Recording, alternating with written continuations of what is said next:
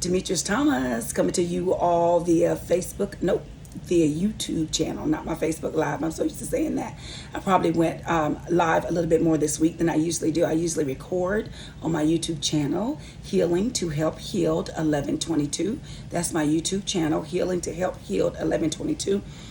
And as most of you all know, I recorded a lot more this month than I did ever before. So I usually do my lives and I share and I talk about and I try to inspire and encourage you all and on so many different things. This month was Mental Health Awareness Month. So therefore I took a different spin.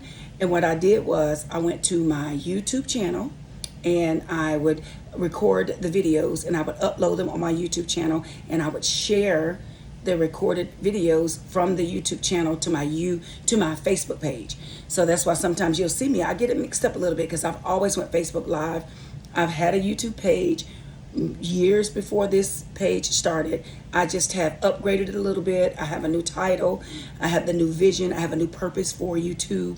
I think I was really inspired to go this route and encouraged to go this route because this is one of the tools that I use still fervently and faithfully and probably have used probably more than just before my new journey, but I've used it a lot. I've always went to YouTube to get information on health and fitness, different running styles, what to eat, from different type of recipes, things of that nature. So it's just that the last 2 years, it's also another part of the segment or tools that I use to add to becoming healthy, whole mentally. So you all know that I shared with you all that it took, when I went on my journey 2.5 years ago, that it was my mindset, it was the state of my health, the health of my mind that got me to where I am today. It was so many different avenues that I've tried, that I've tapped into, that I was very diligent in, that I was intentional. But when I really, really, really began to really be honest and open with myself and realize that my mindset was not healthy, that's when my whole life began to turn. I could really seek another level of forgiveness. I really began to seek raw, authentic healing, which started with forgiveness. And you all watched that. You've seen that. You've read that all of 2021, really. 2022, I was more in a very stuck place, a very confused place. But 2021, I began to pull out of that area and really begin to just search some things. So by February, March of 2021, I just went on a journey. I was very intentional about my mental health. So that's how this channel was birthed. That's how the name came up.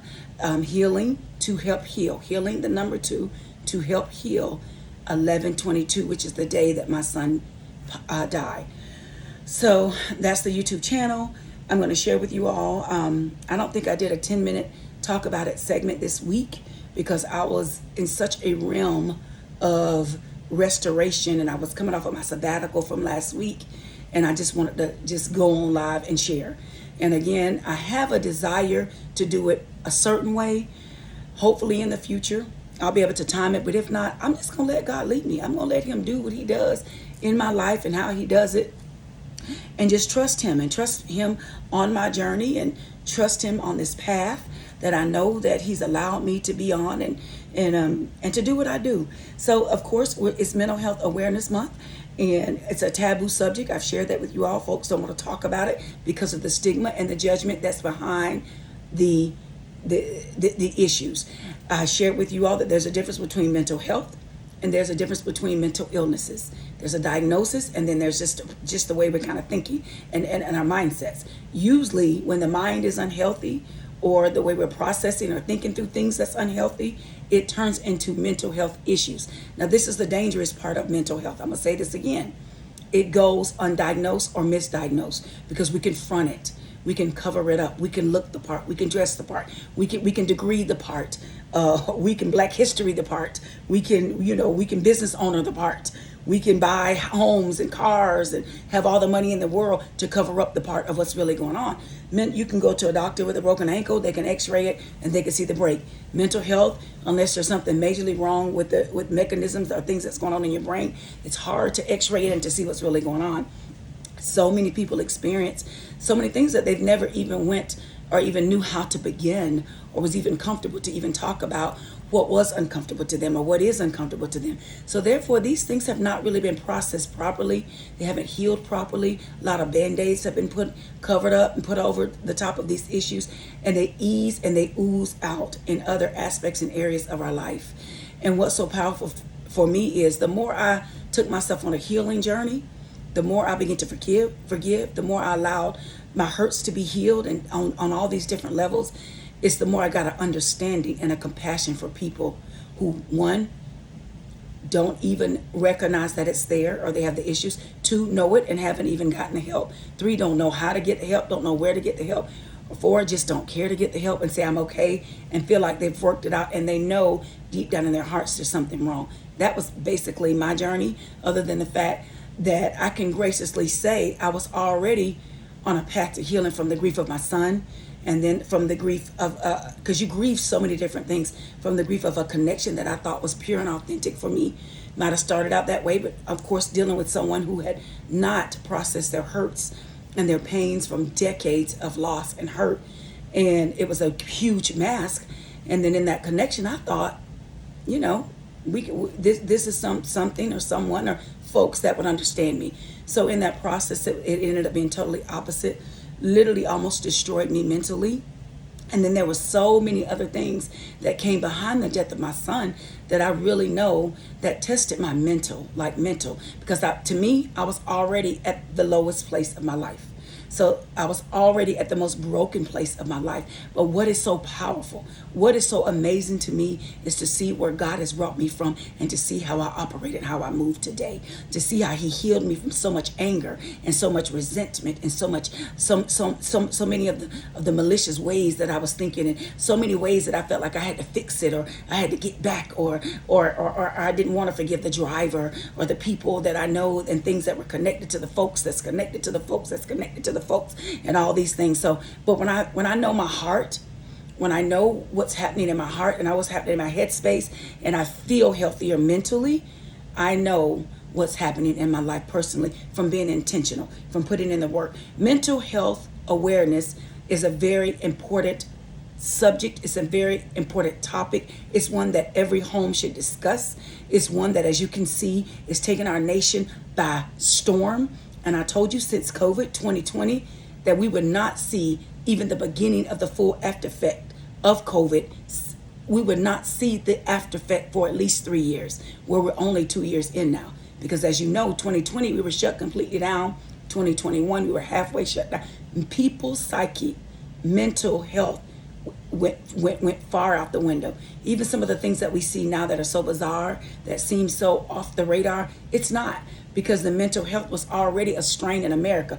Really, 43.8 million mental health illnesses, diagnoses per year. That was before 2020. I'm telling you, it's the number one disability in America. $200 billion in lost wages annually from mental health connected illnesses, diagnosis. So that was prior to. So if you just sit back and you just think what 2020 was like, and a lot of people don't want to, I get it. 2021, we were opening up barely. So we're back into the full swing of things in 2022.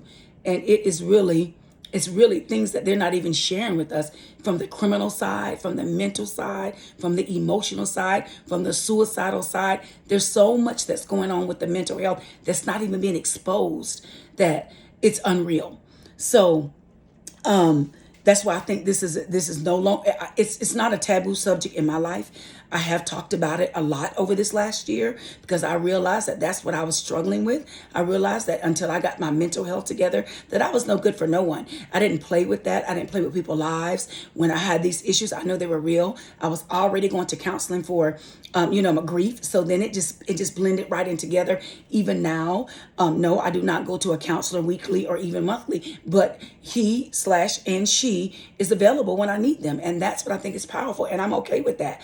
I'm well aware and I'm okay with that, but I'm very intentional when it comes to my mental health, because now I'm learning how to process when I have triggers, because now I'm learning what triggers are. I'm learning what causes them, where they come from. And it's so many things that could cause triggers.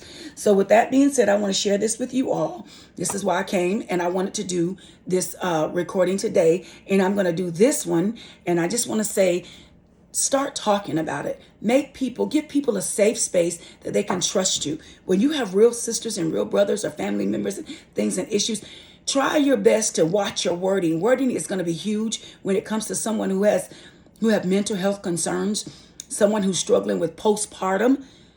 Y'all need to realize PTSD is real, but so is postpartum. It's the same thing. There's so many different things that people go through. Anxieties, depression, stress. Do you know lack of sleep, insomnia? These things are diseases. And I shared that with you all a while back, that I was diagnosed with PTSD. I had to learn that this thing was real. This is what I was experiencing. It was trauma.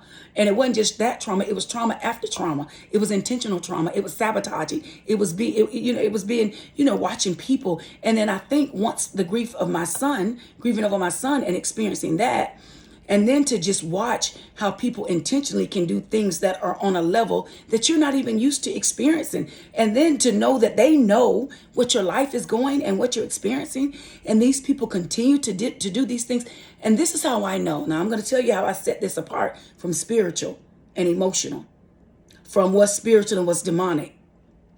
There is no way that a natural human being, y'all please listen to me, and it is what it is. This is how I really got to a space of healing.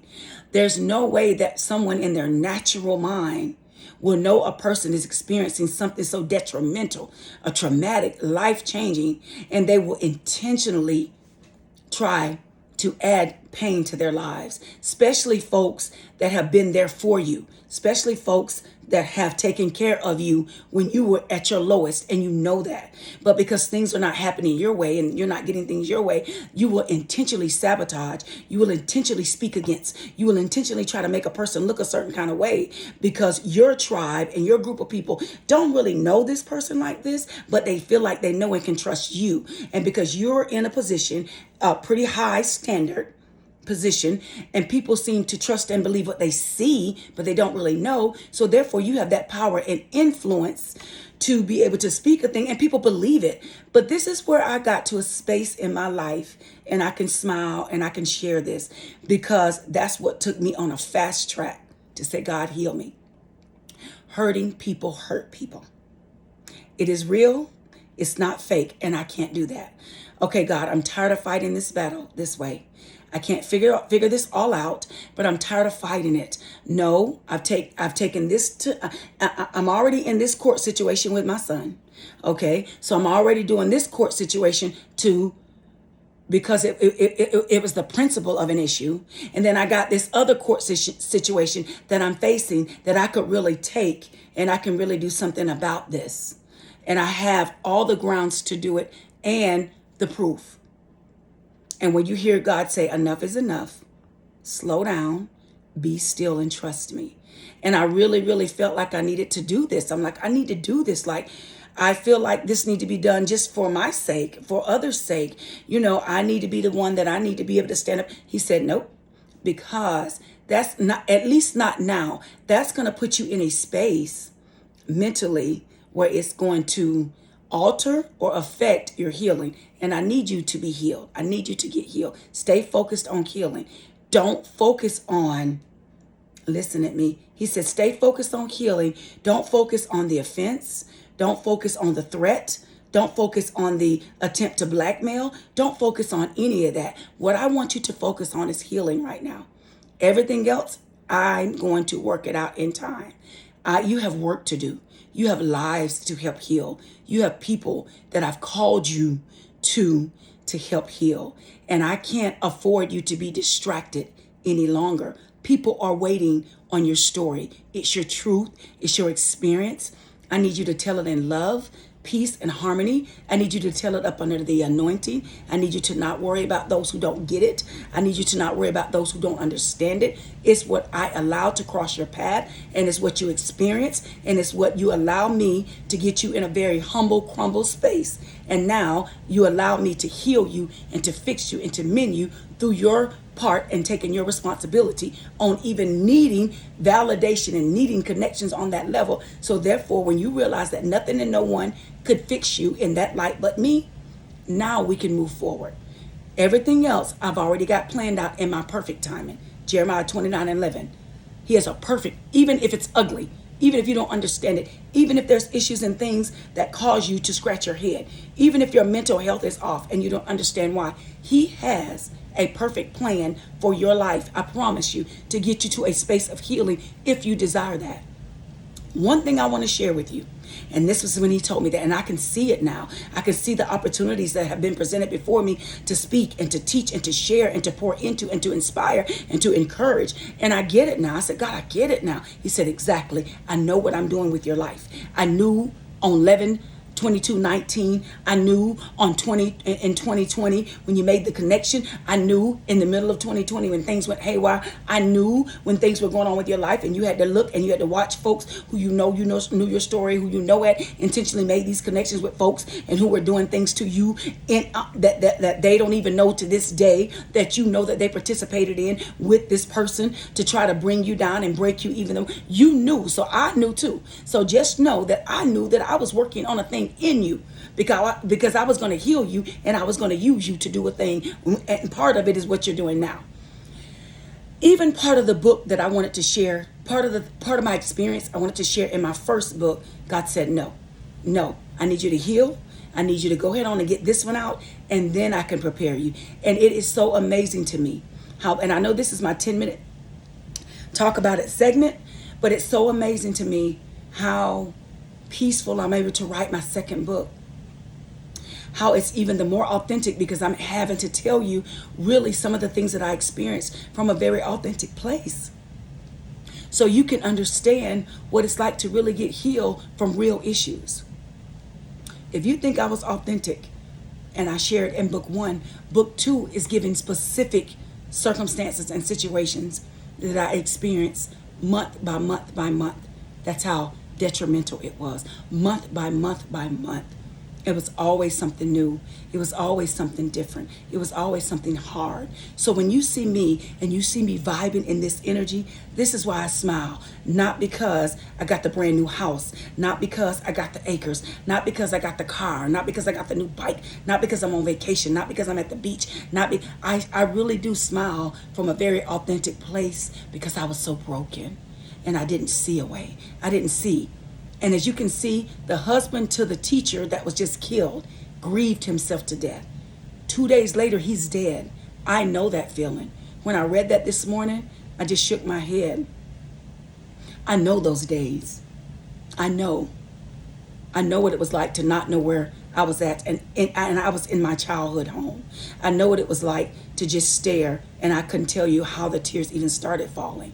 I know what it's like to not sleep for days, to regurgitate. I know what it's like to not want to eat. I know what it's like. I know what that feels like. I know all of that, those different emotions. But now that I know those, and I put in work, and I was intentional with my health, I now know what it's like to reside in an energy of power and strength that's beyond myself. I know now when I rise in the morning and I'm up and I'm moving and I'm going, it's powerful because I have a choice, and I could stay there and lie there and cry, because I do feel some emptiness again this morning. I do feel the brokenness. I do feel sometimes that I'm inadequate. I do feel sometimes that I'm less than. I do feel sometimes that, that I'm unworthy. I do feel sometimes that, oh my gosh, you begin to just question everything about your life when you're connected to folks and people that you really felt like that had your back, and they turned against you because of one situation or one connection, that they took the other person's side and didn't even know the whole truth. And I'm not asking anyone to take my side, but I'm asking, my journey is to let's get healed. To let's cultivate solid connections. Let's be positive in this thing. Let's be real, raw, and honest. And until we get to that point, then we don't have too much to talk about. We don't have too much to laugh and giggle about, because what I'm doing is a serious mission. And that is to take your mental health serious. And that is to let people know that people are really mentally unsound. They really are. It's not just a taboo subject. It's an undiagnosed subject. It's a misdiagnosed issue. It's an undiagnosed issue. And it's sad that people walk around for years and decades and they really say, I'm okay, or they really feel like they are, because they've learned a way to mask it. They've learned a way to hide it. They've learned really, and you got folks in their own mind and their mechanism, they can't even begin to process it. They can't even, they're not even aware of some of the things that they do to people, or they do it, but they've also blocked the emotions and the mental part aspects that come with thinking about it. That was wrong, man. That's wrong, man. Sis, that was wrong. They don't even have that capacity. That's why that's when you go over into mental illness. It's not normal. It's not okay. It's not regular. And people don't believe that you got people that at your job, in your church, in your world, and in your gym, on your, on the highway getting miles with you, at your clubhouses. These people really are thinking like this, like they are ticking time bombs, and they've just learned how to control it, mask it, but it seeps out in other ways. It seeps out in other ways. And this is why when you learn things and you really begin to figure some things out, and you're like, oh my God, I can't believe, that these people think like that they did this, or that they would. Yes, they do. And the deepest part of it is when folks really, really believe that no one will figure them out. No one ever will. They won't, and it's okay, because I'm learning this, and I'm going to end on this one because it's 2 segments now, 2 10-minute segments. One thing that I learned on my journey, and I want you to get this, as God began to show me people and their issues and their situations and circumstances, and that them not being whole or healed in their issues, because he showed me mine too, and he still shows me mine, because I'm very authentic, and he shows me that. But you know what he gave me the clarity on? Get this, y'all. People that he show you, that he show you, the people, it may not even be for you to even talk, confront, heal, approach them. That could just be for you to know how they operate for you, for your protection. Did you hear what I just said? Folks that God exposes to you, and they don't even have a clue sometimes, that's for you and your protection. It's not necessarily always for you to go and address folks and for you to deal with folks. That's for you. That's what God showed me. He said, this is for you to see, for you to watch out, and for you to protect yourself. And I'm making you aware that people really do operate on this level. There are real Decepticons. There are real folks out there that really struggle with these demons. They're real. And once I expose them to you, you get to make any decision on how you going to vibe and operate with these people. How you going to talk, text, pray for, whatever. Once I show them to you, you're held accountable how you going to roll. And even if it's family, friends, foe, whoever it may be. He gave me that greatest epiphany a while back. Once I expose them to you, that's for you. For you. Not necessarily for them. And you don't always have to say a word. So, with that being said, I hope and pray that you all have a great Friday. It is Friday. It's Memorial Weekend. Be safe. But know that mental health issues are real. They're real. Mental Health Awareness Month is powerful. Next month is Men's Mental Health Awareness Month. And I'm excited about that. I'll share some things a little bit more authentically that my son and I experienced. And I'll share some things that I got out of, some things that he and I went through, and we got through counseling, and some other things with parents who have young men, or, so many things that I experienced in this spectrum. Mental health is real. I'm telling you, it's very real. To be unhealthy mentally, it's very real, and it's more now than ever before. Stop making it a taboo subject. Stop judging people. If they're your friends, if they're your sister, they're your brother, put them in a comfortable space and place to open up. There's numbers. If you feel that pressure, if you feel like it's too hard, if the anxiety is high, there's ways out. There's avenues out. There really is. Prayer works, but sometimes you have to do the physical thing. You have to make connections. You really have to make the call, whether it's a friend, whether it's a text, whether it be whomever, because mental health is on the rise at an all-time extremely high, more than we could ever imagine. So y'all have an amazing day. That's it. Love, peace, and happiness. Your Peacologist.